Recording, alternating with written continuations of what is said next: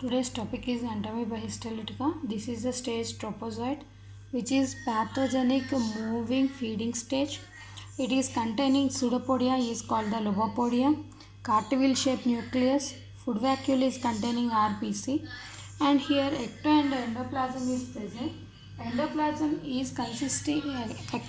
Endoplasm means outside it is containing thick viscous clear. Inside it is containing granules. Cartwheel shaped nucleus, food vacuole is containing this. So tropozoite is a pathogenic which is causing the disease. And precystic stage, here non-pathogenic, non-motile and non-feeding stage. They are containing glycogen granules and chromatid bar cartwheel shape. And here cystic, third stage. So encystation, cystic wall formation, nucleus divided into 4 nucleus is called the tetranucleated cyst. Now come to the life cycle. Here tropozoite is undergo binary fission forming the tropozoites which is enter into the precystic and cystic stage. In the cystic stage they are excreted out through the fecal matter. Fecal matter, these matured cyst is excreted out. Which cyst? Matured cyst is also excreted. So, through the contaminated food and water, it is reached to the new host. Once reaching to the small intestine, with the help of trypsin, the cystic wall will be removed. This is called the excistation. This is called the excistation. Once the cystic wall is removed, then we are calling it is a metacyst in new host.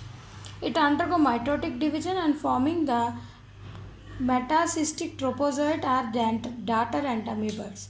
They are reached to the large intestine. They are again developed into the tropozoites. This is intestinal. Where extraintestinal migration, if you considered, these tropozoites enter into the blood vessels and reaches to the lungs, liver and brain, different parts, kidney, gonads, and there it is causing the abscessions, wounds it is causing, and internal bleeding will be takes place. This is called the extraintestinal migration. So tropozoite, binary fission, other tropozoite, precystic, cystic stage. Fecal matter, it is coming outside, and through the contaminated food and water it is entering into the new host. There by the trypsin it is dissolved, excistation will be takes place, and we are calling now metacyst. That metacyst undergo mitotic division and forming the 8 metacystic tropozoite are daughter entamoeba. Again they reach it to the large intestine, developed into the tropozoites. This is intestinal, where extraintestinal migration, though all this is the intestinal. So extraintestinal through the blood vessel reaching to the brain, lungs, liver, gonads, any part of the body, there it is causing the abscession. Abscession means wounds. So the disease caused by Entamoeba histolytica is called the amoebiasis. In amoebiasis, the fecal matter is containing mucus along with these matured cysts. Mature cysts are present. Mature cysts can be survived outside up to 10 days. Because cystic wall is present, that's why it is survived up to 10 days. And next, tropozoite only the pathogenic. Infective stage is the metacystic stage or the tetranucleated cyst. Some asymptomatically also they are present.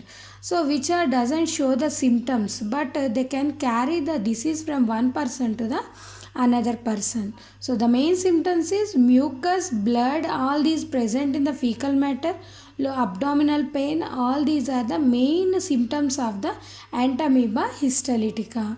And how to overcome this Entamoeba histolytica is by boiling water, taking, properly cooking, using the septic tanks, hygienic maintenance, all these are the main reasons to overcome the Entamoeba histolytica disorder. Okay, this is about the Entamoeba histolytica. It is also called the monogenetic because in single host humans only total life cycle is completed. That's why we are calling it is a monogenetic.